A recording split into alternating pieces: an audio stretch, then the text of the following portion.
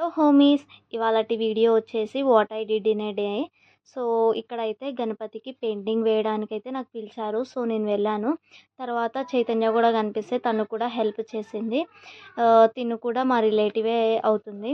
ఇక్కడ మేము వేయడం చూసి మా ఇంటి ముందు ఎంట్రన్స్లోనే ఒక గణేశుడు పెట్టాడు.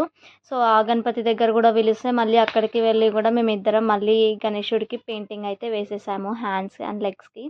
ఇదైతే బాల్ గణేష్. మా ఇంటి వెనకాల ఒక చిన్న గల్లీ ఉంటుంది. సో ఆ గల్లీలో పిల్లలందరూ కలిసి గణేషుడిని అయితే పెట్టారు.